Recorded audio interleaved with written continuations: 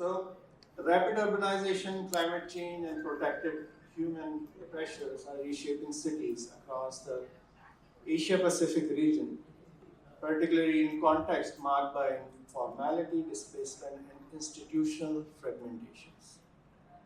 Cities are increasingly required to function simultaneously as engines of economic opportunity, sites of social inclusion, and frontline responders to climate and disaster risks. Within this context, climate smart urban planning cannot be treated as a purely technical exercise. It must be grounded in collaborative, inclusive, and context-sensitive goals, context-sensitive governance arrangements. So this session explores how collaborative planning approaches, bringing together local governments, communities, civil societies, NGOs, local or international, can enable more inclusive and climate resilient urban development. So drawing on experiences from the global south and comparative international practices, the session will examine how institutional coordination, particularly participatory processes, and local grounded knowledge can translate climate goals into equitable urban outcomes. So, as a sub-theme or objective, we will try to explore collaborative planning models, if there are any, and if they have worked or otherwise, and to identify institutional and governance pathways that enables coordination between the state actors, communities, NGOs, and other stakeholders.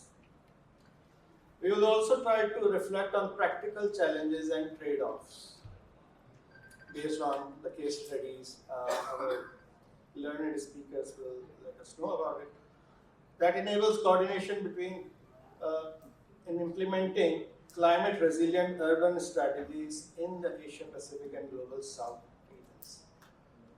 And lastly, to generate actionable insights, if there are any, for policymakers, practitioners, and development partners on scaling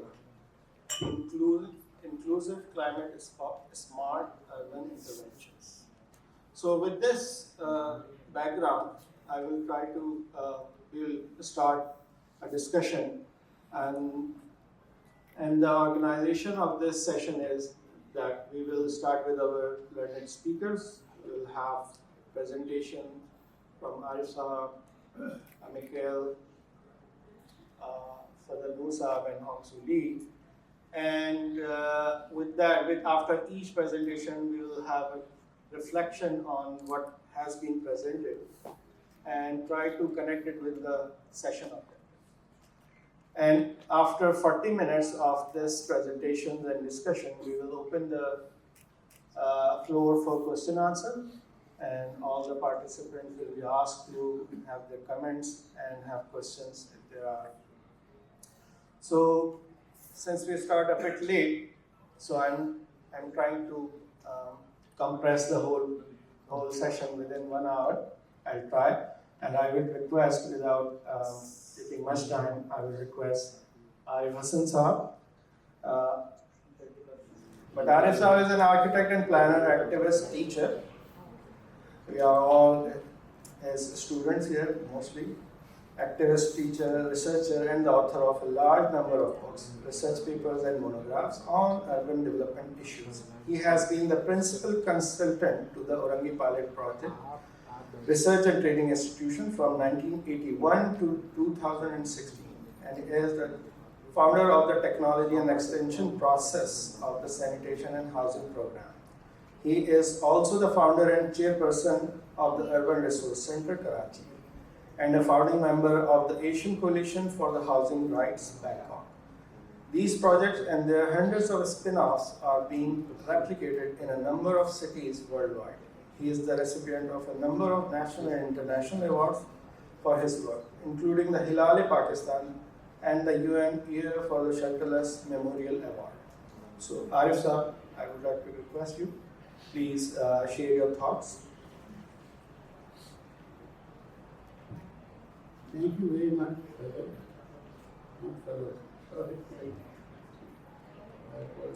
wanted to answer you, I gave you for that. But thank you very much, first of all, for this invitation. And when I thought about what I should say, I thought of talking about an urban land reform. Well, I firmly believe that without an urban reform, all these ideas of collaboration, of working together, etc., are very difficult to achieve. When I began working in the 70s, there was no such thing as an NGO.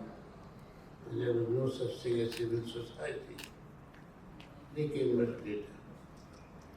The big difference between then and now, which you can reflect if you like, was that at that time, people directly contacted the government. They grouped together and they contacted the state, and then they fought it out, throw a few stones to which Lathi charges used in their negotiations. Today, none of that happens. An NGO somewhere or the other is desperately looking for a community. And that NGO goes everywhere to find such a community and becomes the representative of that community. This is a fundamental difference which I wanted to bring out, and I'll stop here. The other thing that I wanted to bring out was that the smaller aspects, smaller in inverted commas, of climate change and how it affects people are never taken into account today. There are grand ideas of why climate change is happening, what its global influences are, etc., etc. So I decided to deal with a small project that the Urban Resource Center is involved in a few settlements. So, to begin with, Karachi is a very large city. It has 3.43 million housing units. It's a huge amount of housing units. And this is increasing every single day. And at a considerable rate of 744 units, housing units, in between the census periods, and 124,000 housing units every year. This is not small. Where do you take them? And how are they to be housed? It's a huge amount. So it's natural that they occupy whatever land they can manage and live there. Why should you have any objection to that? You can't give them land to live. So they get this land themselves. So that's one thing. Now, more than half of these units that I'm talking about are considered illegal by the state, although the state has no different definition of legal or illegality. It varies from time to time, from government to government, from politician to politician. But the NGO world and the planning world sticks to its own definition and does not move. There's also an issue. Things change, you don't change. You have to change. Especially with the figures I've given, if you don't change, you're not going to go anywhere. Now, climate change. How does that affect these settlements? Those that have already been built and those that are in the process of being built. Well, due to the heat island effect, one year 530 people died in Karachi. Another year 1,200 people died in Karachi. We do not know if there were more because there is no comprehensive survey of people who died in hospitals or in emergency centers, etc. So we don't know. Well, our own observation is that this heat island effect, which is It's called Gita. The houses, now we come down to the house rather than to the settlement, because nobody bothers about the house. This house, we pick any one of them, has three major problems, which it will have to tackle, or its clients, I call the NGO's clients and urban parents' clients, you will have to tackle if some relief has to be provided to these houses. One is ventilation. In Karachi, if you have cross ventilation, you somehow or the other manage to survive. Cross ventilation to settlements as well as to houses. And then this can be done without any difficulty, and we have done it. Any difficulty, and the people are more than happy to collaborate in this. And they do it, we don't do it. Tell them, and they do it. So that is one aspect. Cross ventilation, the other is insulation. Insulation is complex, especially in these rural houses. And it is expensive also if you use the existing modes of technique. So I think we have a very big problem here, insulating the external walls and insulating the roof. And I can say that in spite of contacting all the companies that manufacture paints, we have not achieved any positive result as far as insulation is concerned. And there's a project that we are doing currently, is called the Cool Project. I don't know if it's cool in temporary terminology cool, or it really means cool. It should probably be both the same. So this Cool Project, the purpose of the Cool Project is to identify, make and expand a material that can be used for external insulation and roof insulation. And at the same time, in the existing roofs that we have, we find out which roof is more suitable in terms of thermal insulation. So you have asbestos roofs, you have cement sheet roofs, you have corrugated iron roofs. So this is a project ongoing, and it's in 4 settlements that we are active. And if we come up with a solution, we will try and introduce it into the settlements where this work is being done.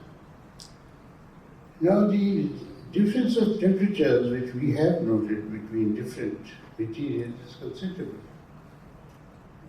And where you have a tree covering the roof, again, the temperature is considerably different from where there is no covering to the roof.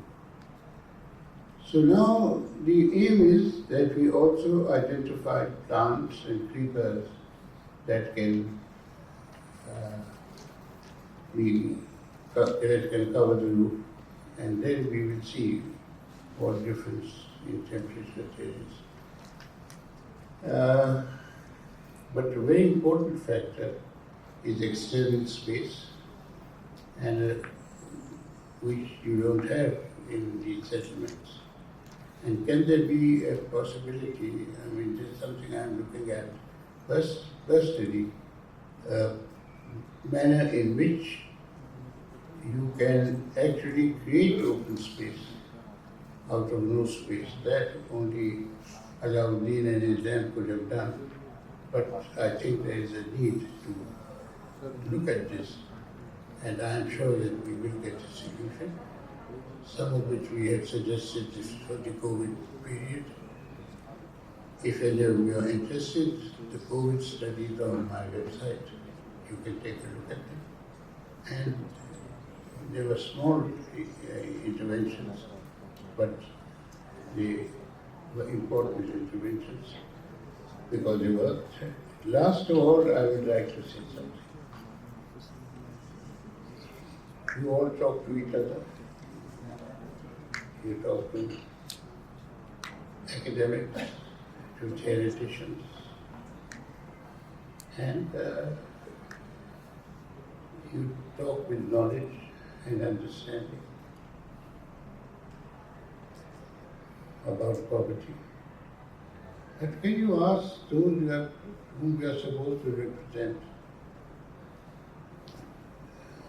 what their view of politics, of poverty is? Can we have a dialogue with them about poverty? Which my colleague Ahmad Hashim did carry out. I detailed, I don't think it was 600 families that were asked, what's poverty? What's your view of poverty? And you get very different answers from those that are assumed. And I think that is very important that this conversation on poverty takes place between those who are poor and those who are educated and knowledgeable. Thank you, Saeed. Thank you. So planning practices are changing, role of NGO is changing, and the population increase unprecedented in Pakistan, and especially Karachi, and in connection with the climate change, it is impacting everyone, and especially the low-income groups. And the settlements where we don't no more have open spaces, and which is required for better planning and better living conditions. Thank you, Arif Saab, and we will come back to your presentation and talking points afterwards. We will move to our second speaker for today, Mr. Fazal Noor Saab, who is representing the Fazal Saab is an architect and professional in urban planning, housing and community development. His primary focus is on institutional development for the benefit of low-income and marginalized communities. He has been engaged in architectural practice and development consulting from 1991 to 2015. His professional experience includes extensive work in housing and community development projects with international organizations such as the World Bank, UN Habitat, and Swiss Agency for Development and Cooperation, as well as with local social enterprises. He has also been involved in social entrepreneurship initiatives with Ashoka, Innovators for the Public, and in community development program with SAFCO, RDF, and various local social entrepreneurs and community-based organizations. Since 2015, he has been associated with Sir Syed University of Engineering and Technology. He also serves on the board of several architectural institutions and civil society organizations. फजल साहब, आपकी presentation मौजूद है. I think ये इसको upload कर देते हैं. Okay. So we'll. Good afternoon. I will just talk about my recent experiences in housing and community development, with some reference to the housing for the flood-affected people in Sindh, particularly. And in doing so, I've had a chance to look at how the rural areas are urbanizing. And what I'm working with right now in research is to see the hierarchy of urban settlements and how they sort of are started to behave in this process of climate change and its impact in terms of calamities, natural calamities, which become disasters, because many of these areas actually, the development works in them create the disaster. It is not the calamities themselves which cause the disaster, but the development works in them, like for example rains, heavy rains, which cannot drain out because of roads and other infrastructure that limits them, or canals which are breached to which create flooding. So we are looking at a mix of this. But before coming to that, let me just say that what is most important to look at is that Pakistan is urbanizing. And there is a process through which urbanizing is taking place. And we need to understand this process to make any intervention in it. So when I started to look at this process of how it is urbanizing, what I looked at was central Punjab, and I saw that there is a development work taking place in rural areas, and there is an employment in cities. So the rural areas become like a place for people to live in, but they find employment in the nearest cities. And the transport and the road make it possible for them to come to the cities, work and go back home in the evening. And so in this way, the economic benefits from the cities actually flow to the rural areas. But whatever is happening in the rural areas actually do not come to the cities. They go to the major cities, and it is the big cities that grow, and the smaller cities, they become sort of more underdeveloped because they are providing employment as well as they are providing what we may call residential places, also housing. And so in my recent experience, I looked at three type of areas. One were the villages in Karachi, which have become urbanized. So like Safura Goat, you might say, Surat Goat, and you look at Sachal Goat, and you might say a lot of other goats. And in doing so, the population that has been freed from tenant farming, they have become sort of urban. So they are finding employment not just on farm, but they are also finding it during off seasons in small cities. So their thing is moving, and in that I also see that these people who are supposed to be very poor, but they are buying agricultural land for housing. A 50 feet by 30 feet plots they are buying. This is completely unserviced land. There is no water supply, no electricity, nothing. And they are just building mud houses on them as they used to build.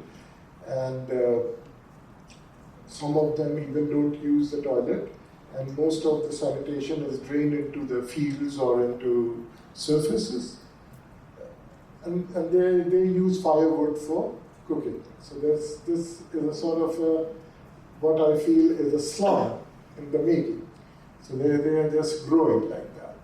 And but they feel very happy because they are not living on the landlord's land anymore. They are living on what they feel their own land. So this is another phase which is happening.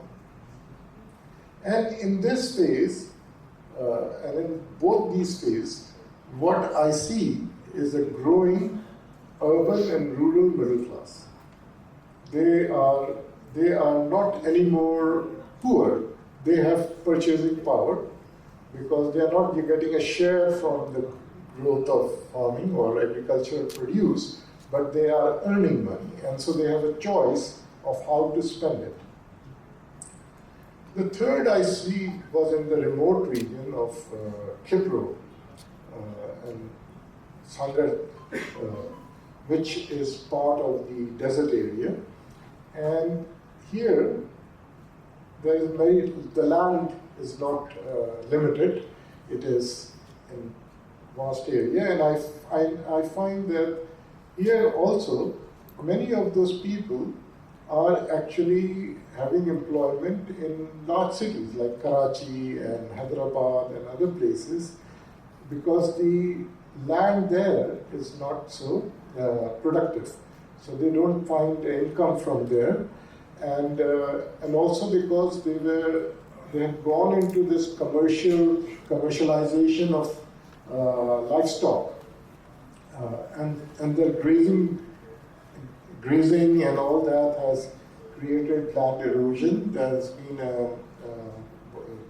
now a scarcity of water supply also, because the water is going deeper into it, and they are trying, and they don't have electricity, so it's very difficult to bring water up.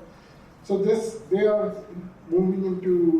migrating into urban areas, and also, so there is this process which I also find that it is driven by two main factors. One is technological development, because mechanization and different sort of seeds and all that is going into the being done into the creating a market opportunity.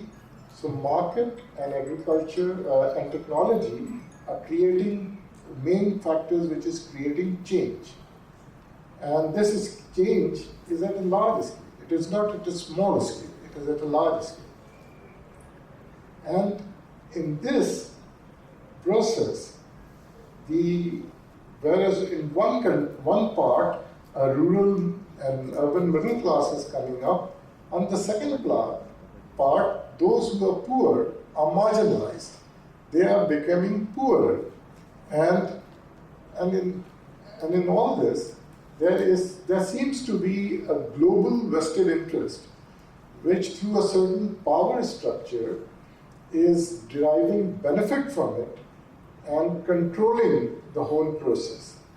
And as this happens in this context of climate change comes as a complexity. It is not a problem. It is a complexity which is making this process of urbanization difficult to manage. And what I find very interesting is this climate change and the disasters that happen is actually an opportunity for development. Like you see now, the 2.1 million houses that the government of Sindh is going to construct, this would not have happened if the floods would not have been here. And similarly, I saw in the 2010 flood, in the post of it, I find that the rural population became sort of free to go out, especially the rural women, and among them the young rural women. And I saw that these young rural women actually created a certain level of development in these flood-affected areas, whether it was in Khyber Pakhtunkhwa or whether it was in Sindh or Punjab. It was amazing that they actually didn't look at housing, they didn't look at employment, livelihood, or anything like that, but they looked at their children, they looked at their own future, and they transformed their whole mental attitude towards living. So I feel disasters actually provide an opportunity, but we are not looking at capturing this opportunity. Rather, we are looking at forcing our policies on them and not actually letting them to the indigenous energy to emerge. So I feel my whole thing is that just like we now have solar panels or wind turbines which provide energy, this whole system of grid and network on which urban development was based should go away now. And we should decentralize. And decentralization of this whole development, just like giving solar panels, which does not connect to net, but give the freedom to the household to say whether we want to charge a mobile with this, whether we want to run a fan with it, or whatever we want to do, we should do this. So my thinking is right now that we should do away with the grid and the network, and therefore, if we do this, then collaboration takes on a very different meaning. Thank you. Thank you for your time. Very interesting.